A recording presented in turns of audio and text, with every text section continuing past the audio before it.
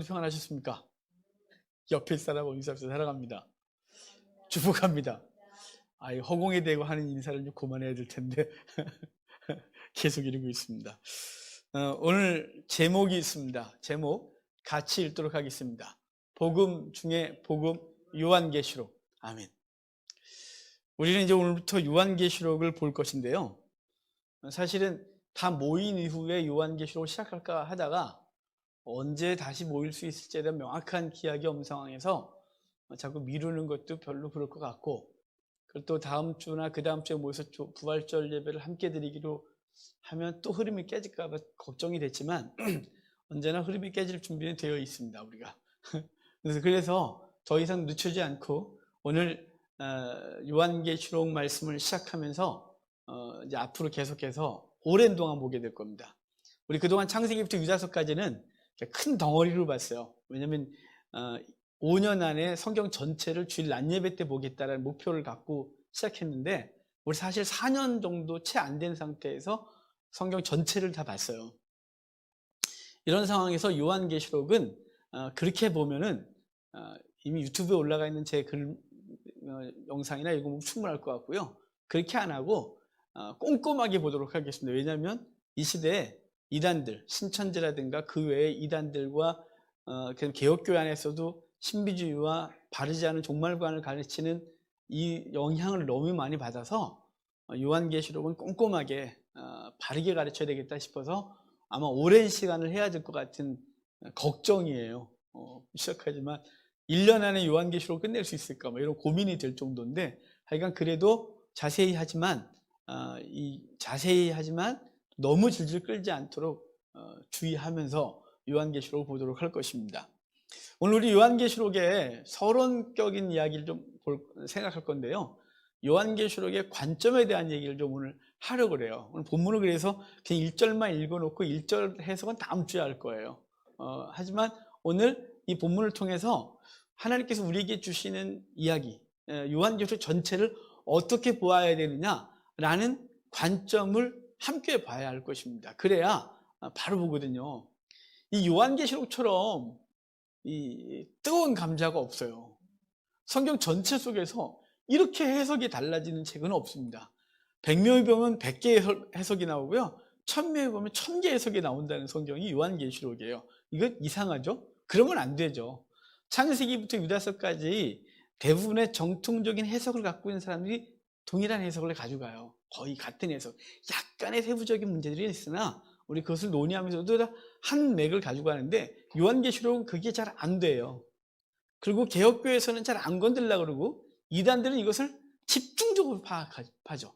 그래서 이 상징적인 언어들과 해석이 이상한 부분들을 가지고 성도들을 유혹하고 자기들이 원하는 대로 끌고 가고 종교로 올감해서 헌신을 강요하고, 그리고 결국은 삶을 망가뜨리는데 요한계시록이 쓰인다면, 개혁교회는 요한계시록을 잘못 건들면 이단 시비 붙을까 봐 안 건드는 성경이 돼서 정작 교회 내에선 요한계시록을 배우지 못하는 이상한 일이 벌어진 거죠.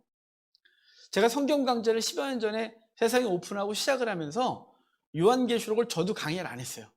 창세기부터 유다서까지 강의를 하고 요한계시록은 각자 신학 따라 알아서 읽으세요 이러고 그냥 끝내버렸어요. 그런데 어느 날 하나님 앞에서 이게 되게 부끄러웠어요.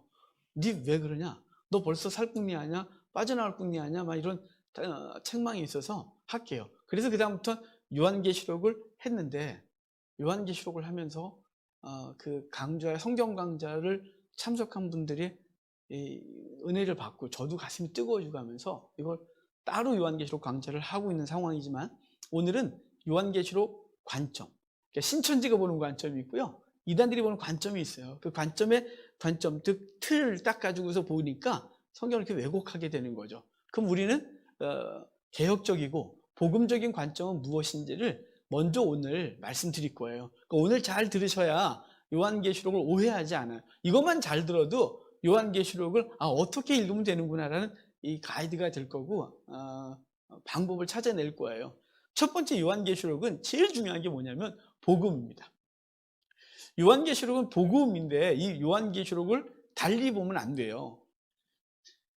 우리가 창세기부터 유다서까지 복음, 복된 소식. 예수 그리스도를 통하여 우리 죄가 용서받고 하나님의 백성이 된다고 하는 이 일관된 흐름을 가지고 봤어요. 성경이 전체가 그 얘기를 하죠. 창세기 시작하면서 하나님께서 인간을 창조하시고 세상을 창조하고 인간을 창조한 이후에 주님께서 모든 것을 허락하시고 동산 중앙에 있는 선악을 알게 하는 나무의 실과를 먹지 말라. 그거 먹으면 정령 죽으리라 했는데 아담과 하와가 따먹고 정령 죽음으로 이르죠. 근데 주님께서 그들을 끝내는 게 아니라 그 심판 속에서도 주님이 분명히 말씀하시길 여인의 후손이 와서 뱀의 머리를 짓밟을 것이라고 하는 창세기 3장 15절의 은혜의 메시지를 전해요. 너네가 이제 이걸 스스로 해결해서 무엇을 한다가 아니라 너희를 유혹하는 사단의 머리를 여인의 후손이 와서 짓밟아버려 그 사단의 영향력에서 너희를 건질 것이라고 하는 약속이 시작되는 거죠. 노아 홍수 사건도 보면 노아가 뭘 대단히 잘해서가 아니라 주님께서 노아를 비롯한 8가족을 방주에 태우세요. 그리고 많은 사람들에게 태우기를 원했겠지만 아무도 타지 않았다가 다 죽고 그들이 이 땅에 와서 다시 새로운 인류를 시작하게 되어지죠. 그 노아의 가족들을 보면 온전치 않아요. 그들이 의인이었어가 아니라 주님께서 의롭다 하시고 그들을 건져내 방주에 태웠다는 은혜의 율법이, 은혜의 복음이 있는 거죠. 아브라함을 믿음의 조상으로 부를 때 아브라함이 대단히 선했기 때문이 아니라 주님께서 그를 선택하셨고 믿음의 조상 삼으시고 복을 주시는 거죠. 그리고 그 인생을 통하여 하나님이 어떤 분인지를 알게 하시고 그 후손을 통하여 계속해서 그리스도를 약속하시는 놀라운 은혜를 입어요. 성경 어디에도 개인의 의를 가지고 구원을 완성하는 인간은 한 명도 없어요. 그래서 창세기부터 유다서까지 예수 그리스도를 통하여 구원을 주시겠다는 은혜가 일관되게 흐르고 있는 거거든요. 그런데 요한계시록에서 갑자기 행위 구원이 되고 율법을 지켜 구원받는 것이라고 말한다면 누군가가 잘못인 거예요.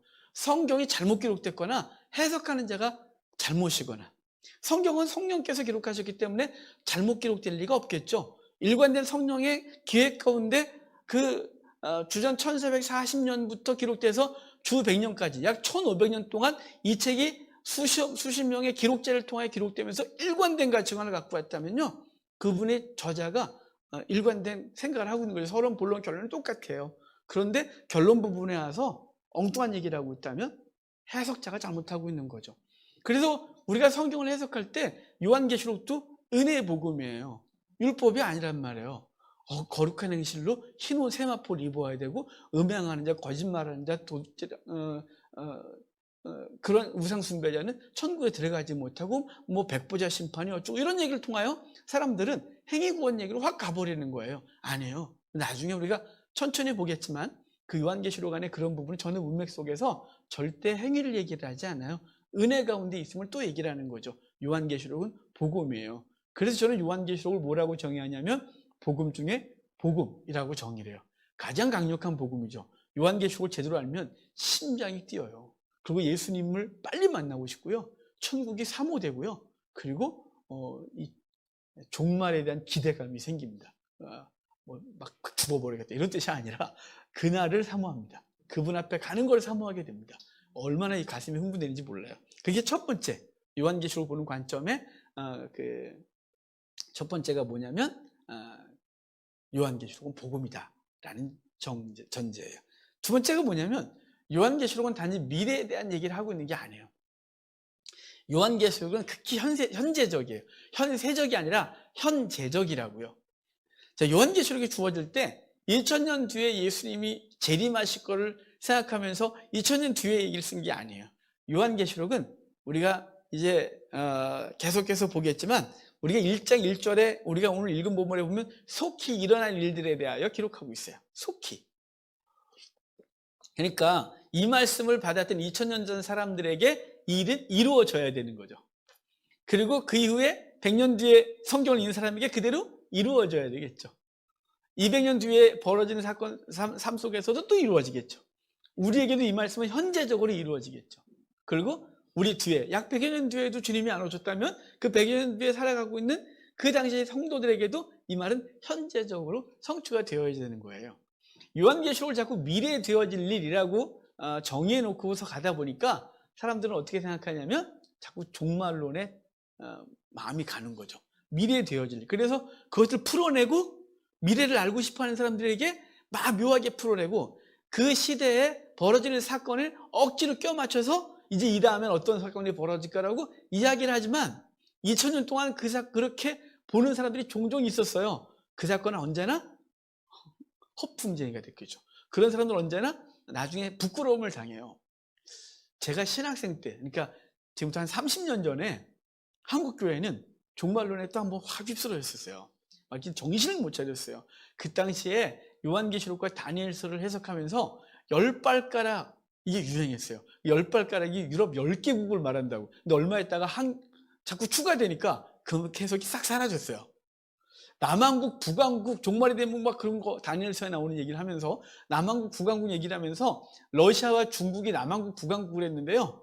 시간이 지나면서 러시아 무너지고 막 그러면서 그리고 중국은 경제가 자유화되어지고 이러면서 개방되면서 그 소리가 싹 들어갔어요. 그러니까 30년 전에 책을 쓰신 분들은 지금 아주 그 책을 폐기시키고 싶겠지만 제 서재에도 그 책이 있어요. 그러니까 취소되지 않는 거예요. 이게 왜 그렇게 됐을까요? 자꾸 미래적 해석으로 보는 거예요. 지금 오늘 사건을 보고 미래를 자꾸 이걸 계속 반복했어요. 그 요한계시록은 이상하게 풀어가는 거죠. 시대가 바뀌면 해석이 바뀌는 말도 안 되는 책이 돼버린 거예요. 요한계시록은 읽는 사람, 먼저는 이 1차 성경의 대상자들이 이 말씀을 읽고 은혜를 받고 그 말씀 가운데 힘을 내고 그 말씀이 그 당시에 실현된 거죠. 그리고 그건 계속해서 똑같아요. 창세기부터 요한계시록이 다 똑같아요. 미래적인 이야기가 포함되어 있으나 항상 현재 성도는 어떻게 살아야 되느냐, 성도의 이김에 대한 얘기를 모든 성경이 하는데 요한계시록은 그것에 집중하는 거예요. 자, 요한계시록은 세 번째 관점은 뭐냐면 수수께끼 책이 아니에요.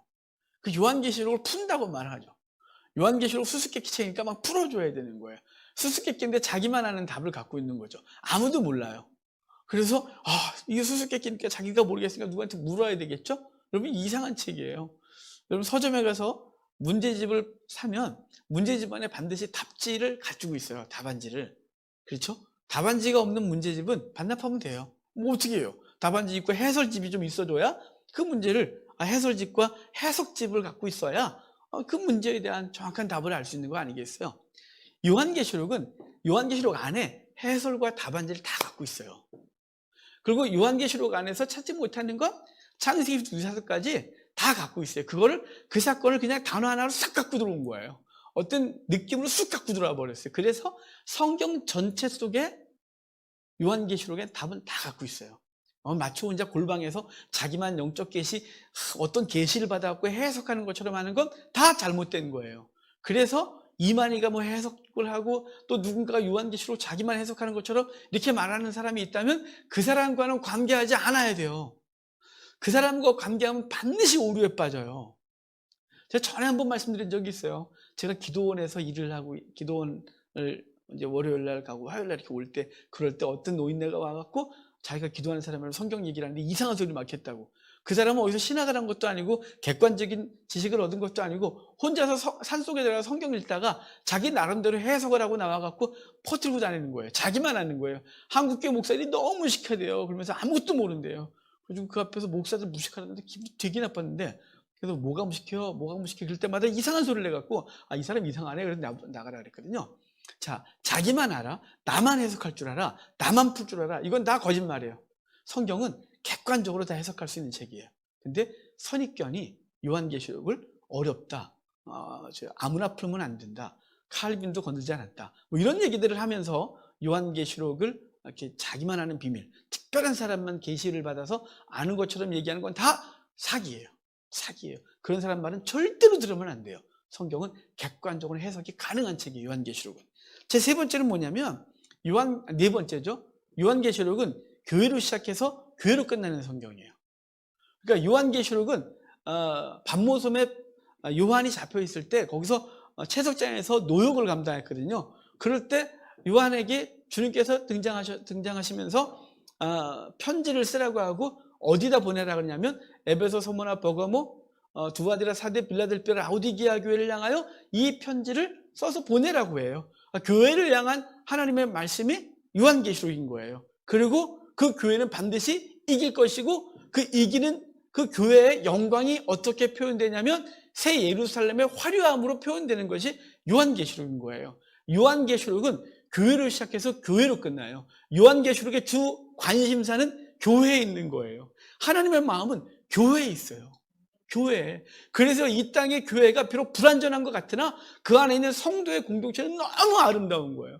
굉장히 영광스러운 거예요. 비록 우리가 이 2달여 동안 대부분의 교회들이 모여서 예배를 못하고 흩어져 예배하고 있으나 두세 사람이 내 이름으로 모여 기도하고 모여 있으면 그곳에 주님께서 함께 하신다고 하셨고, 에클레시아, 성도를 세상에서 불러내어 모이게 한 공동체, 최소 인원 2명 이상은 교회가 되는 거예요.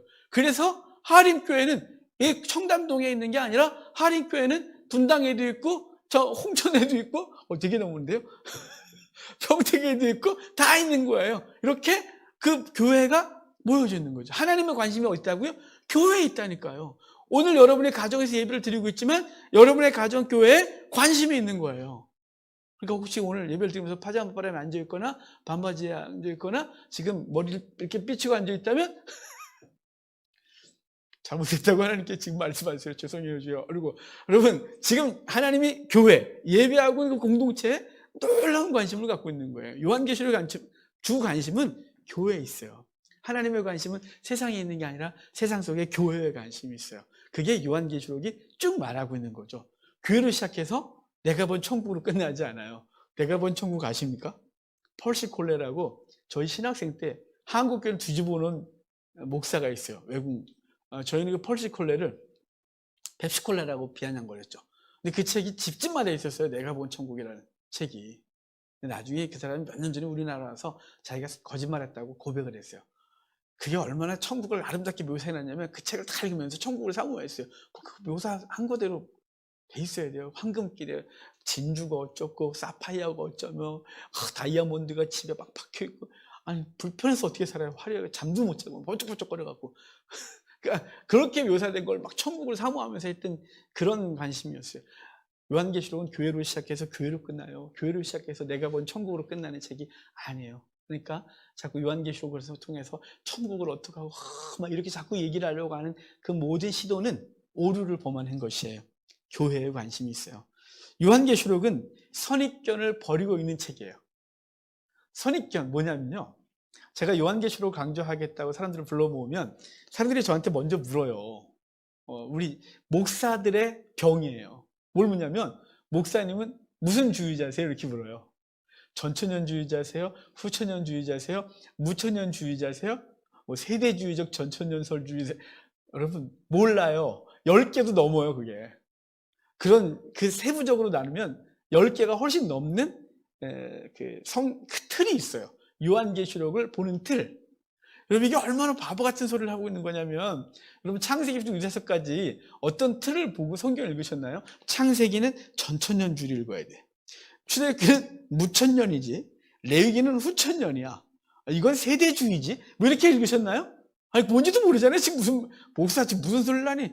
얘 몰라도 돼요. 이건 진짜 몰라도 돼요. 이건 아는 척을 하고 싶은 사람만 조금 보시면, 인터넷에 가서 한 20분만 보시면 그냥 기본 느낌은 알 수 있으니까 아는 척 하시면 되고, 이건 몰라야 돼요. 몰라야 돼요.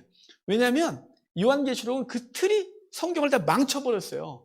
그 틀이 왜 이렇게 10개가 훨씬 넘는 틀이 갖고 있는 틀이 있냐면, 어떤 틀도 완벽한 틀이 없기 때문에 새로운 틀을 계속 만들어내는 거예요. 불완전하기 때문이죠. 그 틀 갖고 아무리 연구를 해도 저기서 뻥크가 나요. 그럼 그 틀을 완성시키겠다고 또 새로운 틀을 하나 만들어내는 거예요. 계속. 요한계시록은 선입견을 버려야 돼요. 그리고 요한계시록은 어떻게 읽어야 돼요? 전천년에 무천년에 후천년에 이런 소리는 끝내고 요한계시록 그냥 읽으면 돼요.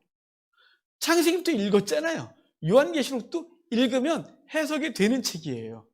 왜 못했냐면 선입견이 우리로 하여금 과감하게 성경을 읽지 못하게 하고, 요한계시록을 읽는 것이 부담스럽고 해석하는 그 읽고서 알아가는 것이 자기가 완벽하지 않다는 묘한 두려움으로 요한계시록을 자꾸 안 하는 거예요. 제가 아까 처음에 그랬거든요. 이단들은 요한계시록을 갖고 장난쳐서 영혼들을 올가매려고 하고, 그리고 그 삶을 망가뜨리는 데 사용하고 있다면, 개혁교회는 요한계시록 잘못 건드리면 이단 시비 붙을까봐 아예 안 건드리면 바보짓을 했어요. 안 해요. 요한계시록은 복음 중에 복음이라니까요. 그래서 근데 그 복음 중에 복음인 요한계시록을 바르게 읽는 건 틀을 제거하는 거예요. 인간이 만든 틀을 버려버리고 그냥 있는 그대로 보면 이 속에서 말씀하시는 그 주님의 의도를 그냥 파악할 수 있어요. 그냥 이건 틀이 있으면 도리어 해석이 더 안 되는 책이에요. 아까 요한계시록은 수수께끼가 아니라 그랬죠. 풀어내는 책이 아니에요. 마치 무슨 수학 문제를 풀어내고 암호 풀듯이 막 조합을 해갖고 막 그렇게 만드는 책이 아니에요. 골방에 앉아갖고 막 암호문을 풀어내듯이 막 머리 짜매고 막 이렇게 되는 게 아니에요. 요한계시록은 읽으면 되는 책이거든요. 요한계시록은요, 원래 예배용 성경으로 주어진 거예요. 이게 7교회만 나오잖아요. 7교회가 7개라는 뜻이 아니에요. 에베소 지역에 있는 교회, 버가마 지역에 있는 교회, 서머나 지역에 있는 교회, 그 지역에 있는 모든 교회들에게 이 편지를 하면서 이걸 갖다가 회람서신인 거예요. 돌려가면서 읽는 거예요, 이렇게. 그래서 오늘은 청담동의 하림교회에서, 다음 주는 청담동 은혜교회에서, 그 다음에는 저희 금빛교회에서, 요 주변에 있는 금빛교회에서, 이렇게 읽는 거죠. 할렐루야 교회에서. 이런 식으로 읽는 거예요. 그렇게 읽으면서 예배가 맞춰지는 거예요. 그러니까 읽으면 되는 성경인 거예요. 이게 따로 한 구절 한 단어 해놓고 해석해주고 이건요 이런 비밀이 있는 거예요. 이렇게 말하는 게 아니라 읽으면 되는 거예요. 그리고 청중은 앉아서 아멘 아멘 마라나타 주 예수여 어서 오시옵소서 라는 그 주님을 향한 간절한 소망으로 끝나는 성경이 요한계시록이라는 말이에요. 요한계시록 어느 날부터 이상하게 해석해야 되고 수수께끼를 풀어내야 되는 책이에요. 암호문 풀어내듯이 풀어내야 되는 것처럼 이상하게 왜곡됐어요. 사실은 이 미래적 해석, 왜곡된 해석은 그렇게 오래되지 않았어요. 1600년대 전까지는 그런 해석이 별로 없었는데 그 이후에 교회가 1800년대를 지나서면서 산업화되고 막 이러면서 희한하게 교회가 도시화되고 그러면서 이상한 일을 하기 시작한 거예요. 그러니까 이게 이런 이상한 해석이 이렇게 오래된 해석은 아니에요.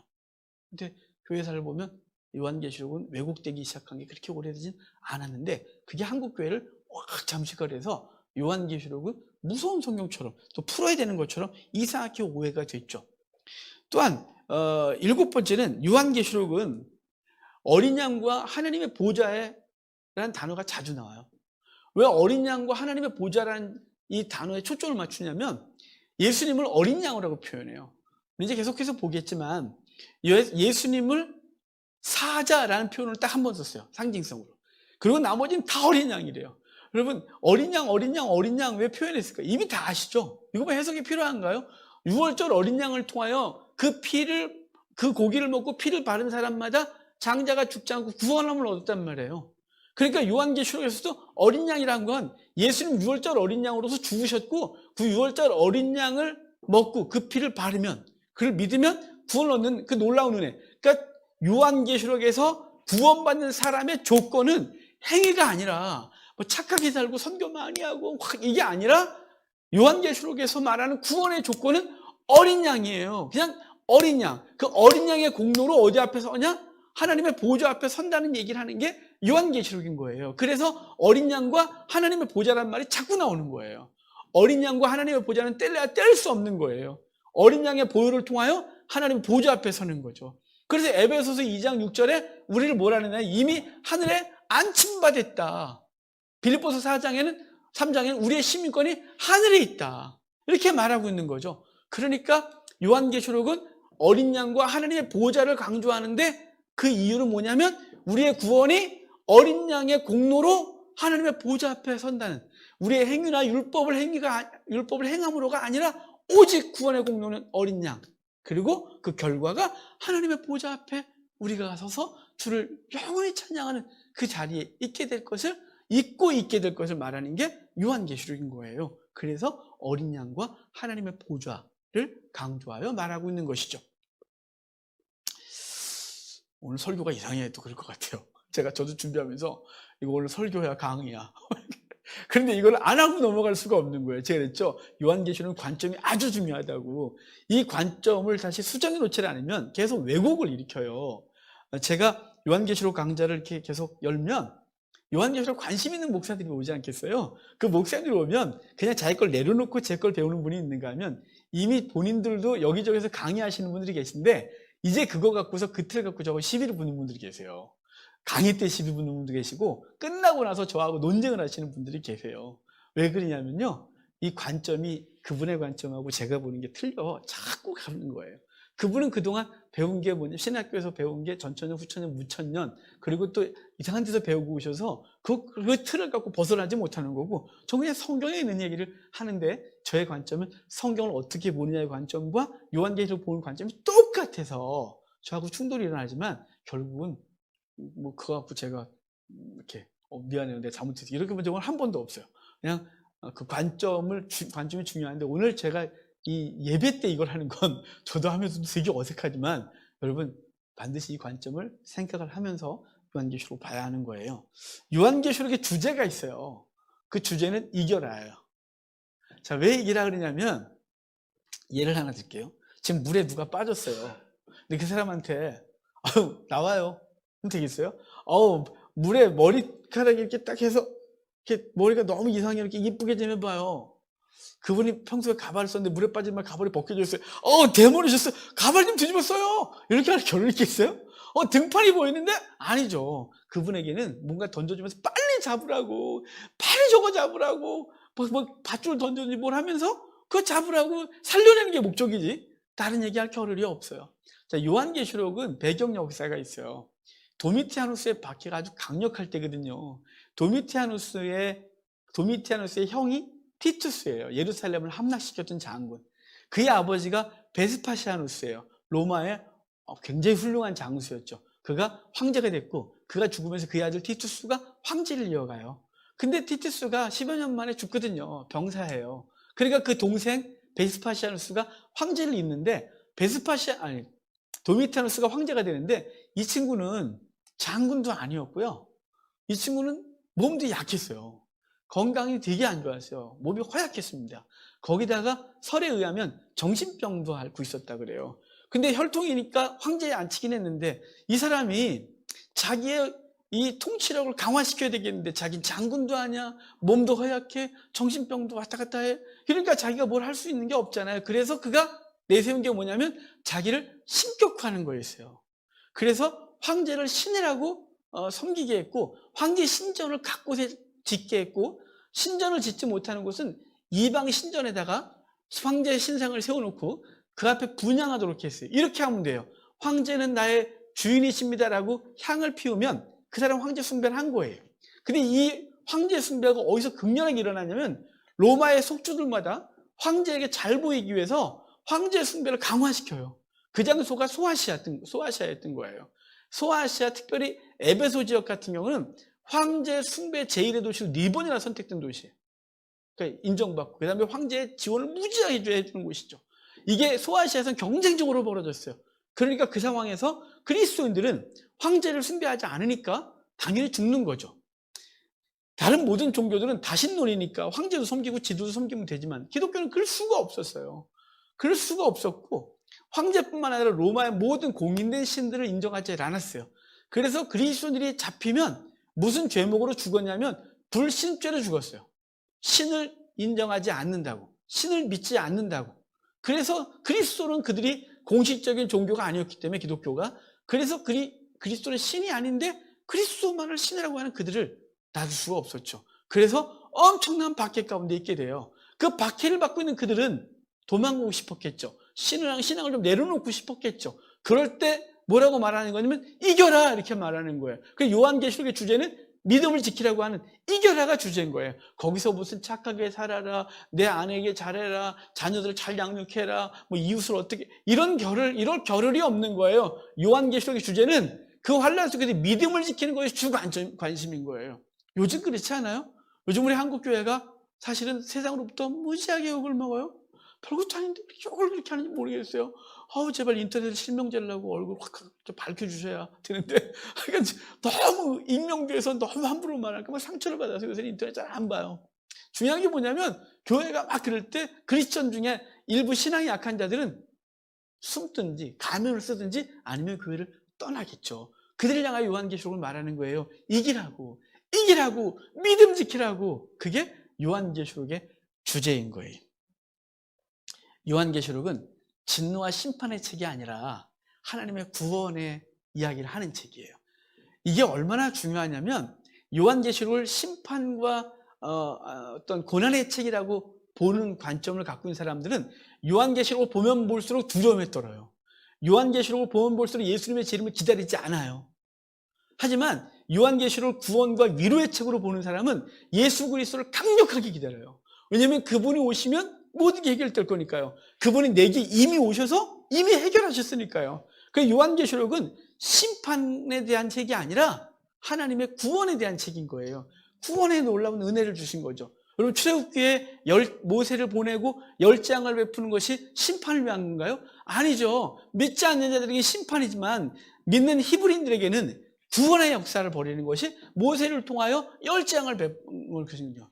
요한계시록은 심판에 대한 책이 아니라 요한계시록은 구원에 대한 책인 거예요. 이 심판에 대한 책이라고 읽는 사람들은 예수님을 안 기다린다니까요. 마치 결혼식 날을 기다리는 신부가 신랑이 온다는 날이 점점 더 가까워서 심장이 떨리는 거예요. 두려워갖고. 그분이 오시면 내 죄를 다 밝힐 것 같고, 그분이 오시면 내가 맞을 수도 있는데, 그분이 오시면 내가 7년 대환란을 받는데, 그분 막 이러고 있으니까 오기를 바라겠어요. 그래서 제가 가는 곳마다 이 종말과 관련된 얘기를 할 때마다 이렇게 묻거든요. 막 딴 거 아멘 다 하다가, 여러분 예수님 오늘 당장 우리 가운데 오시기를 주님 축복합니다. 그러면 아멘이 반템포 늦어요. 그건 본능적으로 늦어요. 아멘! 이렇게 갑자기 다른 건 막 말도 끝나기 전에 아멘! 아멘! 이러다가 주님의 재림은 오늘 당장, 주께서 오늘 당장 오시길 원합니다. 그러면 반 템포가 반드시 늦어요. 소리도 작아졌고. 왠 줄 알아요? 이미 우리 속에 세뇌됐어요. 요한계시록은 두려움의 책으로. 예수님이 오시면 심판으로 7년 대환에서 그분의 어떤 기준을 통과하지 못하면 환난을 당할 거라는, 이게 우리 속에 꽉 차 있어요. 오맨이니 뭐 흉건이 이런 영화가 다 망쳐버렸죠. 복음을 다 망쳐놓은 거예요. 아니에요. 요한계시록은 구원의 책이에요. 요한계시록을 통하여 제대로 해석하면 예수 그리스도와 동행하는 게 얼마나 해석하며 그분이 오시라를 소망할 수밖에 없어요. 어제 하늘 참 맑았죠? 어제 하늘 참 맑았는데 그 맑은 하늘을 보면서 맑아, 이 정도 끝나지 않고 주님 오시나? 구름 보면 저 구름 타고 주님 오시나? 주여 당신이 오시나? 이렇게 영광스럽고 화려하겠죠? 이런 거 소망하는 거예요. 이런 거. 이게 주님이 오신 요한계시록을 통하여 구원의 책으로 해석한 사람은 예수 그리스도를 기다리고요. 요한계시록을 통한 심판을 책으로 보는 사람은 주님을 못 기다려요. 무서워서 못 기다려요. 혼날까봐. 그분이 오시면 혼날까봐. 여러분, 요한계시록은 구원의 책이에요. 중요한 게 몇 가지만 더 할게요. 요한계시록은 종말론이 아니에요. 갑자기 또 이상하나요? 우리 목사가 되려면 신학을 공부하잖아요. 신학을 공부하면 뭐 여러 가지 뭐 교회사도 배우고 뭐 등등 다 배우는데, 이제 중요한 성경에 대해서 배우는 과목이 조직신학이라는 거예요. 조직신학은 학교 한 학기에 한 과목씩을 배우는데요. 뭐 서론, 신론, 인간론, 그다음에 구원론, 교회론, 뭐 등등, 기독론 등등 쫙 있어요. 그리고 맨 마지막에 종말론이라는 게 딱 있어요. 종말론은 학부 때는 4학년 때 배우고요. 대학원 가서는 3학년 때 배워요. 이 종말론은 맨 마지막 책인 거죠. 조직신학에서. 그런데 이게 얼마나 웃기냐면 종말론이라고 딱 강의를 하면서 뭐로 가냐면 요한계시록을 한 거예요. 그래서 목사들은 신학교를 거치면서 요한계시록은 종말론이라는 이게 딱 연결돼서 나와요. 요한계시록은 종말론, 종말론은 요한계시록, 이게 딱 돼서 나온단 말이에요. 그러니까 항상 요한계시록을 볼 때 어떤 관점이 있어요? 종말론이라는 관점이 항상 있는 거죠. 요한계시록은 종말론이 아니에요. 모든 성경은 다 종말을 갖고 있어요. 하나님의 은혜와 심판을 다 갖고 있어요.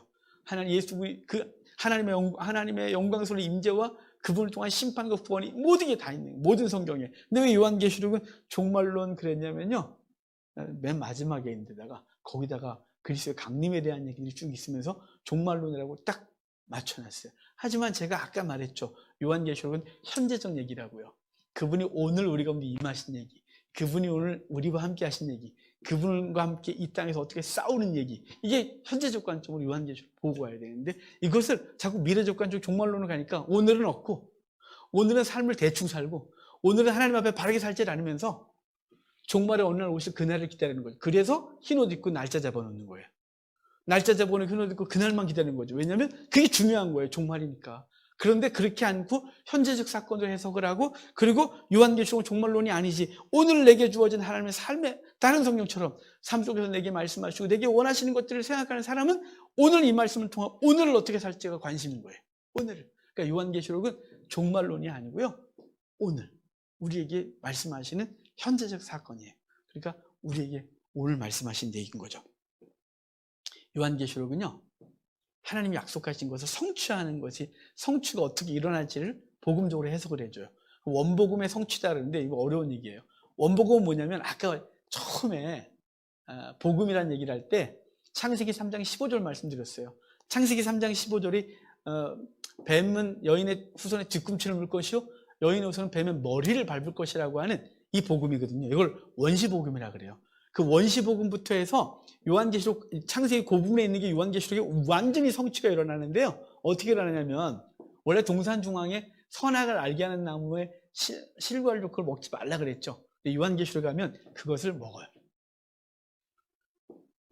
창세기 보면 4개의 강이 있어요. 비기데요, 비손, 기온, 히데겔, 류브라데라는 강이 있는데, 이 강이 있는데 죄를 지어 쫓겨나면서 그 강에 이를 수가 없는 거죠. 요한계시록에 오면 그 강가, 생명수 강가에 이르러요. 에덴으로 들어가는 장면이 나오는 거예요. 볼까요? 창세기에서 범죄한 인간이 범죄함으로 하나님과 관계가 깨어졌던 것이라면, 그래서 그룹이 지키는 화영검을 들고 지켜서 아무도 못 들어가는 곳이었다면, 이제 출애굽기, 레위기를 통해서 쌓인 이 성막이라는 그림자를 하나 먼저 보여주시고, 예수 그리스도가 십자가에 달려 죽으심으로 그 성막의 휘장이 찢어지고, 히브리서에 가면 휘장 곧 그의 육체가 찢어졌대요. 휘장에 그룹이 그려져 있거든요. 요한계시록은 그걸 통하여 들어가요. 하나님의 나라 에덴에 들어가서 그 잃어버렸던 모든 것들을 회복하는 얘기가 요한계시록이란 말이에요. 그러니까 요한계시록은 원복음의 성취인 거예요. 요한계시록은 범죄로 인하여 잃어버렸던 모든 것들을 회복시켜주는 것인데, 이 회복시켜주는 것이 그때서 되는 게 아니라 이미 그리스도를 통하여 회복이 됐다는 것을, 교회가 이미 그 자리에 있다는 사실을 말해주는 얘기가 요한계시록이란 말이에요. 오늘 너무 많은 얘기를 하죠. 그래도 좀 더 해야 돼요. 하나만 더 말하고 끝날게요. 몇 개가 더 있는데 시간이 무지 빨리 가네요. 강의 시간대는 뭐 하루 종일하니까 상관없는데, 맨 마지막 하나만 더 중요한 얘기 하나 할게요. 요한계시록은 비밀이 아니에요. 요한계시록은 묵시문학이라 그래요. 묵시문학이 뭐냐면, 묵시 그러니까 이게 낯설잖아요.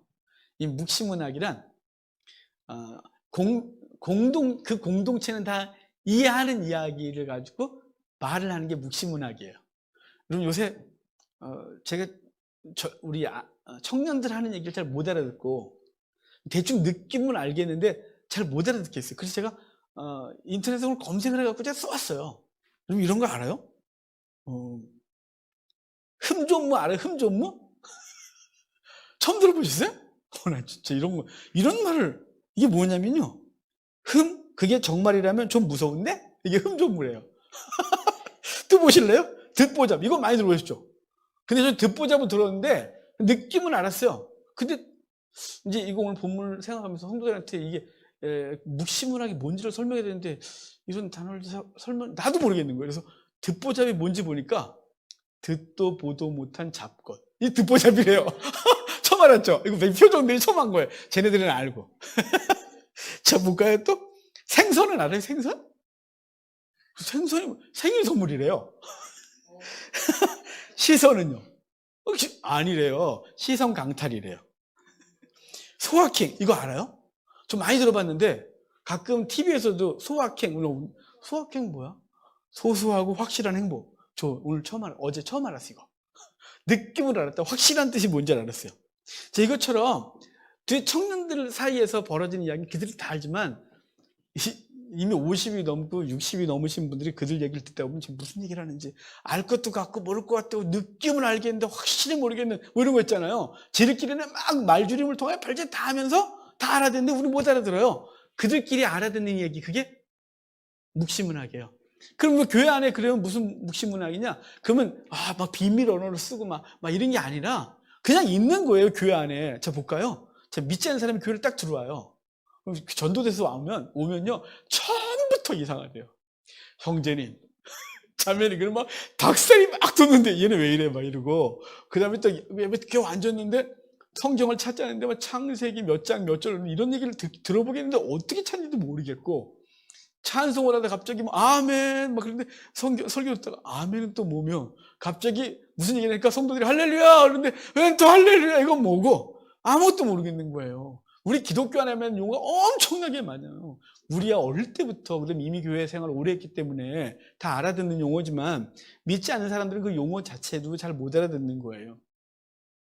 요즘 새로운 책을 한 10여 년 전에 10년이 훨씬 이 전에 썼던 책인데 그걸 좀 출판하려고 해서 준비를 하고 있는데요. 이제 제가 출판을 하면서 몇 번 이게 교정을 보면서 실패한 적이 있어서 막 찢어버린 책도 있고 막 하도 못하고 너무 많아서, 그래서 이제 여기저기 계속해서 제가 보고 집사람 보고 또 보고 계속 하긴 해요. 주변 사람 보라 그러고 체킹 오고. 근데 예진이가 이제 맨 마지막에 네가 맨 최종이야. 그래서 우리 집 저기 교정위원 최고의 우리 예진이가 이렇게 그래서 네가 말했더니 예진이가 몇 초에 나왔더니 아빠 이거 뭐야? 뭐 그러니까 단회적이라는 거야 뭐야 이거? 너 몰라? 아니 느낌에도 이게 표준어야? 응 없어. 근데 진짜 사전 찾으니까 단회적이란 말은 안 나와요. 우리가 쓰는 단회적이라는 표현이 없다 이 말이죠. 다른 뜻은 단회라는 거 있는데 우리는 단 한 번의 어떤 것, 단 한 번으로 예수 그리스도가 우리 죄를 사하셨다 뭐 이런 뜻으로 교회 내에서 단회적 사건이 되게 많은데 이게 단회적 것이 기독교 용어인 거예요. 이게 일반 용어에서는 아예 안 쓰는 용어인 거예요. 사전에 없어요 아예. 제가 처음 알았습니다. 사전에 없는 걸. 우리 그렇게 어릴 때부터 썼던 용어가 사전에 없는 용어라는 걸 처음 알았어요. 일반적인 용어 같은데도 몰라요. 근데 우리는 아는 거죠. 오랫동안 썼으니까. 그게 묵시문학의 언어 표현 방식이에요. 당시 교회는 이제 신앙생활을 오래 했거든요. 이미 이때가 주 90년경이니까 주 30년부터 90년까지 약 60여 년의 교회가 자리 잡고 있었어요. 그래서 교회 내에 들어온 사람은 구약부터 신약 예수님의 얘기와 사도들의 얘기를 다 갖고 있는 거예요. 그래서 우리들끼리는 다 알아듣는 용어인 거죠. 요한계시록 이야기가. 하지만 믿지 않는 자들이 보기엔 전혀 몰라요. 이 시대는 다 알아듣는 용어였어요. 하지만 2000년이 지난 지금 와서 생각해보면 가끔은 이건 무슨 얘기지? 싶은 게 있죠. 성경 창세기부터 유다서까지 전혀 모르는 사람들이 요한계시록을 골방에서 해석했다면 전혀 모르는 얘기인 거예요, 얘기는. 그래서 정말 죄송하지만 요한계시록이 해석 안 되시는 이유가 있어요. 정말 죄송하지만 창세기부터 유다서까지 몰라서 해석이 안 되는 거예요. 창세기부터 유다서까지 모르는 상태에서 요한계시록만 집중적으로 연구하신 분들이 갖고 있는 오류가 너무 커요. 왜냐하면 성경에서 지지하지 않고 혼자 상상하고 시대를 끌어다가 막 해석한 거죠. 요한계시록은 묵시 문화를 갖고 있어요. 비밀이라는 단어가 여러 번 나오고 성경 자체에 신약에 비밀이라는 단어가 많이 나오는데 이 비밀이 영어로 시크릿이 아니라 그랬죠. 이 비밀이라는 단어가 미스테리예요. 미스테리. 이거 헬라어도 미스테리온 그래요. 이 미스테리온은 시크릿하고 전혀 달라요. 시크릿은 아예 안 보이는 거고요. 미스테리온은 보이는데 이게 뭔지 잘 모르겠는 거예요. 그래서 예수 그리스도가 이 땅에 오셔서 우리의 죄를 용서하신 것이 가장 큰 미스테리예요. 이건 유대인들에게도 미스테리, 이방인에게도 미스테리죠. 어떻게 예수님이 우리의 죄를 짊어지고 죽고 우리 죄가 사라졌어? 그게 가능해? 이 미스테리인 거예요. 근데 성령께서 조명해 주시면 그것이 해석되는 거죠. 요한계시록에 나오는 많은 이야기들은 바로 미스테리인 거예요. 그들에게는. 창세기부터 유다서까지를 모르면 미스테리인 거예요. 뭐지? 알 것 같은데 모르겠는 거예요. 하지만 전체를 알면 이건 더 이상 미스테리가 아닌 거예요. 이건 분명하고 아주 명확한 얘기를 우리 가운데 해주고 있다 이 말이에요. 요한계시록을 우리가 이제 이런 관점을 가지고 한 절 한 절, 한 단어 한 단어를 꼼꼼하게 볼 거예요. 제가 이렇게 요한계시록을 꼼꼼하게 보겠다는 이유가 뭐냐면 제가 성경을 강조하면서 요한계시록을 여러 번 강조하지 않겠어요? 창세기부터 시작한 강조가 요한계시록에서 맞춰지는데 요한계시록을 짧게는 30분 만에 맞추고요. 그 전체 강좌 속에서 좀 많이 해줬다면 한 2시간 정도 해주고 끝나요. 그럼 전 다 알 거라고 생각하고서 보냈는데 돌아오는 이 피드백이 뭐냐면 막상 하려면 모르겠대요. 목사님이 말씀하실 때 전체 흐름을 알겠는데 들어가면 잘 모르겠대요. 그래서 이게 지금 전체 흐름만 알겠는데 들어가면 명확하지 않구나. 그래서 이걸 명확하게 제가 성경 저기서 끄집어 이건 무슨 얘기예요? 성경에서 이런 얘기가 있었잖아요. 여기는 저주에 가면 이런 얘기가 나오잖아요. 이거를 다 설명해 줘야 되겠다 싶어서 그때부터 요한계시록을 이틀 동안 강의를 하는 거예요. 오늘 우리는 기껏해야 우리 주일날 예배 한 30분 이내에 이 30분 전후로 해서 이걸 봐야 되는데 이게 일주일에 한 번씩 끊어져서 토막토막 끊어서 봐야 되기 때문에 이걸 중간중간 대충대충 하면 하나도 못 알아들을 거예요. 그리고 기억에 남는 게 없겠죠. 그리고 이단들이 득세하는 때 이단들이 얘기 쫙 넣으면 몰라 이게 아니라 듣고서 그게 그런 뜻이 아니에요. 이렇게 말해줘야 되는데 그럴 능력을 배양이 안 되겠어요. 요한계시록을 이제 다음 주부터 꼼꼼하게 볼 거예요. 그래서 그렇게 꼼꼼하게 보고 예배가 끝나거나 설교가 끝나고 또는 주중에 보다가 이해가 안 되는 건 반드시 저에게 질문을 하셔야 돼요. 그럼 제가 그에 대한 답을 반드시 드리겠습니다. 그래서 요한계시록을 우리와 우리의 가족들, 우리 주변 사람들이 이단들에게 요한계시록 미혹을 당하여 가정이 망가지고 삶이 망가지고 신앙이 무너지는 그 일을 방관하지 않도록 우리가 좀 훈련된 사람이 되도록 앞으로 요한계시록을 꼼꼼히 보도록 하겠습니다.